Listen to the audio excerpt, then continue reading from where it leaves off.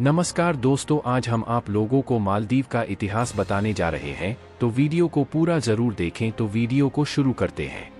मालदीव का इतिहास व्यापक भारतीय उपमहाद्वीप और आसपास के क्षेत्रों के इतिहास से जुड़ा हुआ है, जिसमें दक्षिण एशिया और हिंद महासागर के क्षेत्र शामिल हैं, और आधुनिक राष्ट्र जिसमें 26 प्राकृतिक प्रवाल द्वीप हैं, जिसमें 1194 द्वीप हैं।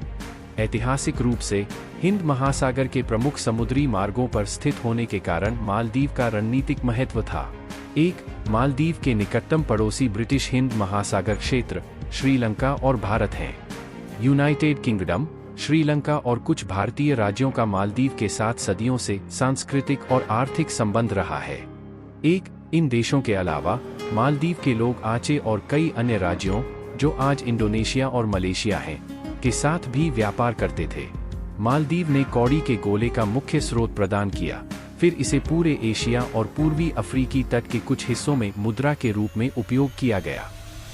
संभवतः मालदीव प्राचीन भारत के कलिंगों से प्रभावित थे, जो भारत से श्रीलंका और मालदीव के शुरुआती समुद्री व्यापारी थे और बौद्ध धर्म के प्रसार के लिए जिम्मेदार थे।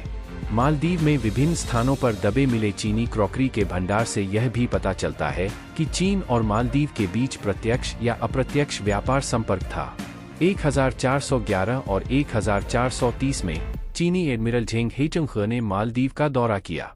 चीनी मालदीव में राजनयिक कार्यालय स्थापित करने वाला पहला देश भी बन गया, जब ताइपे में स्थित चीनी राष्ट्रवादी सरकार ने 1966 में माले में एक दूतावास खोला। तब से इस कार्यालय को पीपुल्स रिपब्लिक ऑफ चाइना के दूतावास द्वारा बदल दिया गया है। 16वीं शताब्दी के बाद जब औपनिवेशिक शक्तियों ने हिंद महासागर में अधिकांश व्यापार पर कब्जा कर लिया, तो पहले पुर्तगाली, फिर डच और फ्रांसीसी उद्धरण वांछित कभी कभी स्थानीय राजनीति में हस्तक्षेप करते थे। हालांकि यह हस्तक्षेप तब समाप्त हो गया जब 19वीं शताब्दी में मालदीव ब्रिटिश संरक्षित राज्य बन गया और मालदीव के राजाओं को स्वशासन का एक अच्छा उपाय प्रदान किया गया। 26 जुलाई 1965 को मालदीव को अंग्रेजों से पूर्ण स्वतंत्रता प्राप्त हुई। हालांकि अंग्रेजों ने 1976 तक दक्षिणी एटोल में गणद्वीप पर एक हवाई अड्डा बनाए रखा।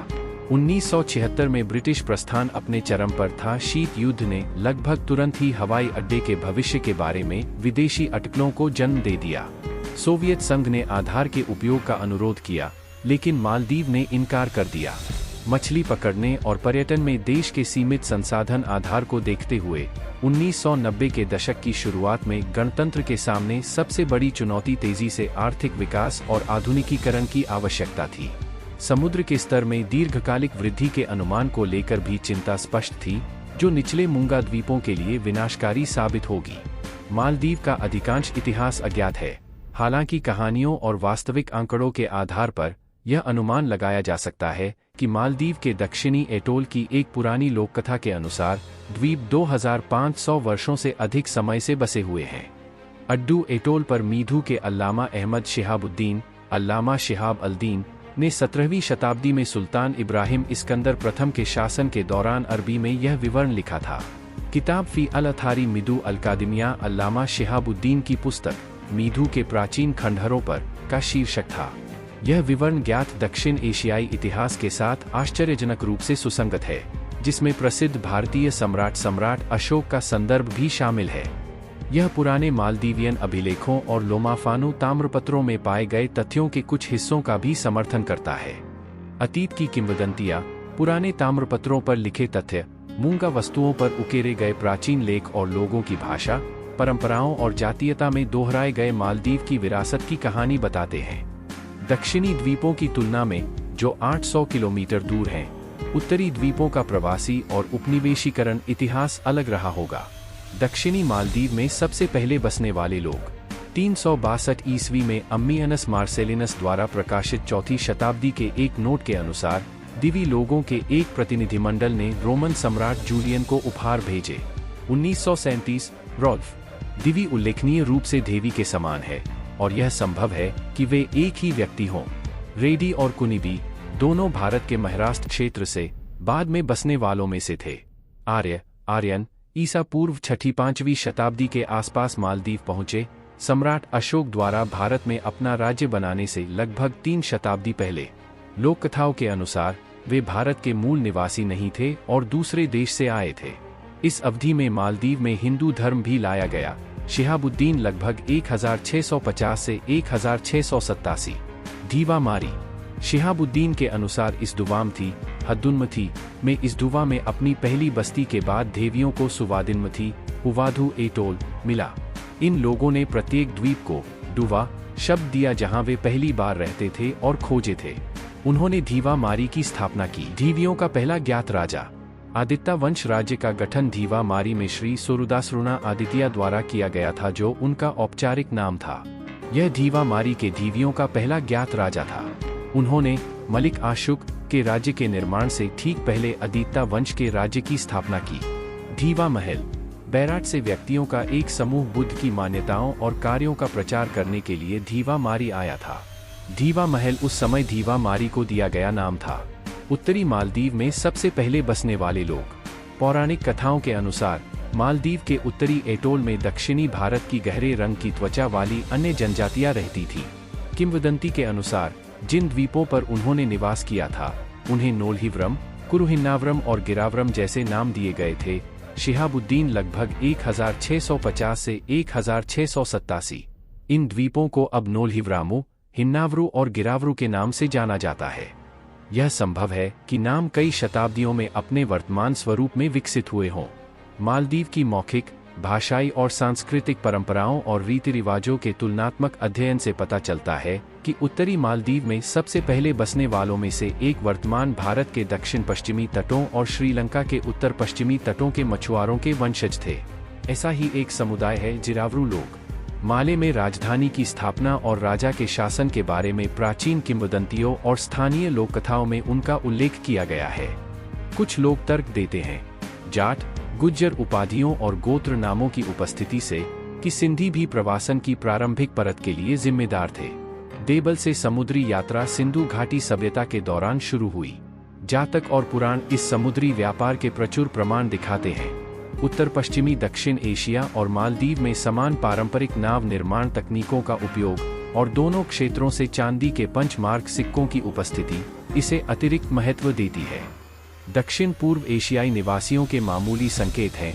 संभवतः मेडागास्कर में बसने वाले ऑस्ट्रोनेशियन रीड बोट प्रवासियों के मुख्य समूह से कुछ लोग अलग हो गए हैं। आदित्य वंश का साम्राज्य। धीवा मारी में गठित आदित्य वंश, सौर राजवंश के साम्राज्य ने सोमा वंश, चंद्र राजवंश के साम्राज्य की स्थापना तक शासन किया। सोमा वंश का जन्म कलिंजा में हुआ था और आदित्य वंश का जन्म भी कलिंजा में हुआ था। स्पष्टीकरण की आवश्यकता। इस साम्राज्य की स्थापना सोमा वंश राजा के बेटे ने की थी, जो उस समय कलिंजा में शासन करता था।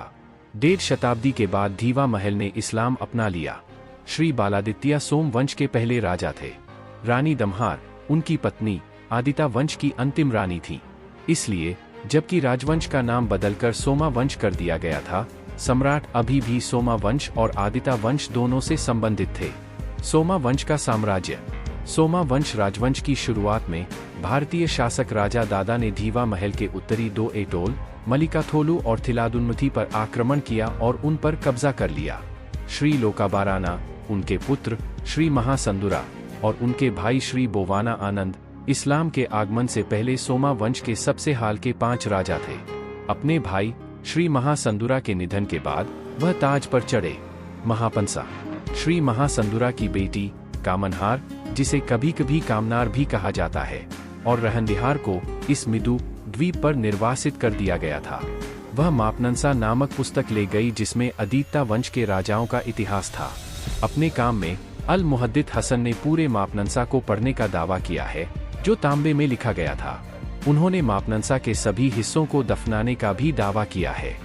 श्री बोवना आनंद के पुत्र श्री महाबर्ण आदित्य उनके बाद सिंहासन पर बैठे। जिन भारतीयों ने 2 सबसे उत्तरी एटोल मलिकाथोलु और थिलादुनमथी को नियंत्रित किया, वे इस राजा से हार गए। भारतीय राजा दादा की ही जनजाति के थे, जो इन दोनों प्रवाल द्वीपों पर विजय प्राप्त करने वाले पहले व्यक्ति थे। तब उन्हें 14 एटोल और 2000 द्वीपों के सम्राट की उपाधि दी गई थी। मलिकद्दु धेमेधु, मिनिकॉय और अड्डू के बीच उनका धीवा महल था। महापांसा के अनुसार मालदीव के एटोल के प्राचीन नाम थिलादुनमथी, मिलादुनमादुवा, मालहोसमादुवा, फादुबुर, महल अथोलु, अरी अधे अथोलहु, फेलिडे अथोलु, मुलाकाथोलहु, नीलांडे अथोलु, कोल्हुमाडुवा, इसदुन्मथी, सुवादिनमथी। पहले बसने वालों के पुरातात्विक अवशेष। इन प्रथम मालदीव वासियों ने कोई पुरातात्विक अवशेष नहीं छोड़ा। उनकी इमारतें संभवतः लकड़ी, ताड़ के पत्तों और अन्य खराब होने वाली सामग्रियों से बनी होती थीं, जो उष्णकटिबंधीय जलवायु के नमक और हवा में जल्दी ही सड़ जाती थीं। इसके अलावा प्रमुख या मुखिया विस्तृत पत्थर के महलों में नहीं रहते थे, न ही उनके धर्म को बड़े मंदिरों या परिसरों के निर्माण की आवश्यकता थी। पहले बसने वालों के पुरातात्विक अवशेष। इन प्रथम मालदीव वासियों ने कोई पुरातात्विक अवशेष नहीं छोड़ा। उनकी इमारतें संभवतः लकड़ी, ताड़ के पत्तों और अन्य खराब होने वाली सामग्रियों से बनी होती थीं, जो उष्णकटिबंधीय जलवायु के नमक और हवा में जल्दी ही सड़ जाती थीं। इसके अलावा प्रमुख या मुखिया विस्तृत पत्थर के महलों में नहीं रहते थे, न ही उनके धर्म को बड़े मंदिरों या परिसरों के निर्माण की आवश्यकता थी। वैकल्पिक रूप से यह माना जाता है कि विजया और उनका वंश पश्चिमी भारत से आया था। यह दावा भाषाई और सांस्कृतिक विशेषताओं और स्वयं महाकाव्यों में विशिष्ट विवरणों द्वारा समर्थित है। उदाहरण के लिए विजया ने दक्षिण की यात्रा पर अपने जहाज में भरूकाचा, गुजरात में भरूच, का दौरा किया था। लेट एंटिक्विटी के एक यूनानी इतिहासकार फिलोस्टोरगियस ने दिवा नामक द्वीप से रोमनों के बीच एक बंधक के बारे में लिखा, जिसे मालदीव माना जाता है, जिसका बपतिस्मा थियोफिलस था। थियोफिलस को 350 के दशक में हिमायती लोगों को ईसाई धर्म में परिवर्तित करने के लिए भेजा गया था, और वह अरब से अपनी मातृभूमि चला गया। वह अरब लौट आया, एक्सम का दौरा किया और अंताकिया में बस गया। मालदीव में जाति व्यवस्था। मालदीव का समाज एक सामाजिक संरचना के उदाहरण के रूप में कार्य करता है, जिसने हाल ही में स्तरीकरण से संबंधित कई विशेषताओं को त्याग दिया है, जबकि शायद अभी भी पूर्व जाति समाज के कुछ अवशेषों को बरकरार रखा है।